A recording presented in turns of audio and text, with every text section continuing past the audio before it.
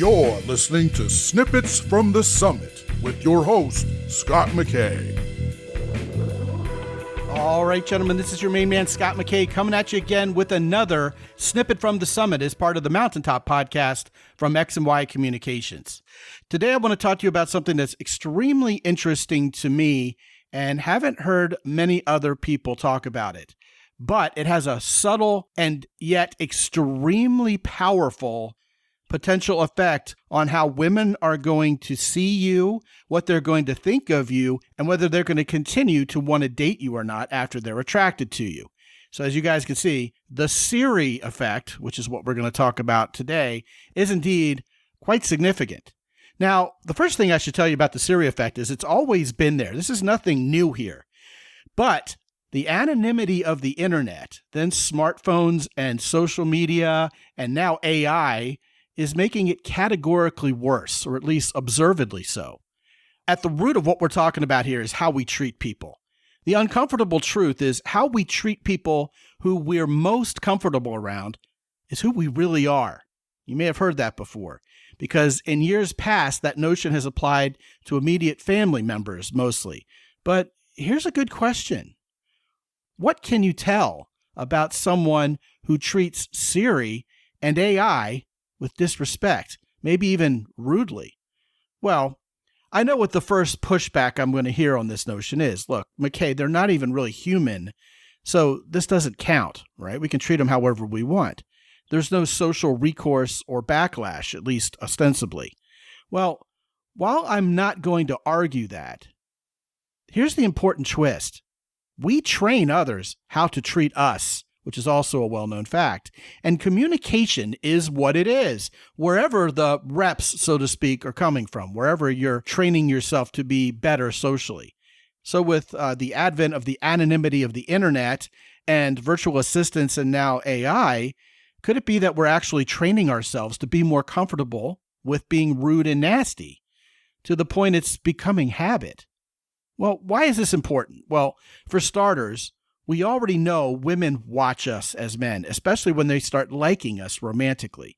So yeah, they're watching how we treat waiters, convenience store clerks, cats and dogs, etc. And in doing so, they're taking careful notes as to how they honestly believe you'll treat them someday were your relationship to take off and go long term. Why? Because we, and I'm talking about men and women here, actually, instinctively know that bit about treating people we're comfortable with is absolutely true. So we already know women are watching us intently when they're attracted. And, if we trained ourselves to be snarky and rude and perhaps even profane to non-humans, and we've developed the habit that's starting to leak over into conversations with real, actual red-blooded humans, the women are going to notice that. And ultimately, it's not going to end well insofar as attracting women is concerned. But what if this goes even deeper? The other day, I hired a tech guy on Fiverr, and we found ourselves consulting ChatGPT on a Zoom call. Pretty normal stuff. The guy had been perfectly civil to me so far, even dare I say nice. But the first time ChatGPT fumbled a request, he started calling it dumb and stupid and stuff like that. And admittedly, you've probably already figured out English wasn't his first language. Well, almost unconsciously, though, I thought to myself, this is how he thinks about his customers, too, after the Zoom calls are over.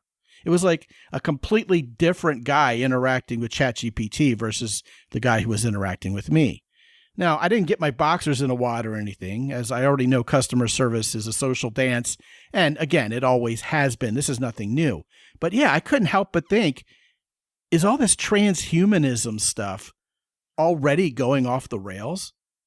I mean, if we normalize dehumanizing conversation, albeit in certain non-human circumstances, it's human nature for people to notice the habits we've built and to start making generalizations, if even hasty ones.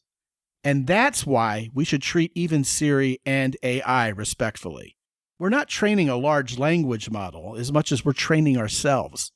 And the woman you've attracted most recently is the one watching most intently. Want to talk about this or anything else? Scott at mountaintoppodcast.com. Be good out there. As always, visit mountaintoppodcast.com for more.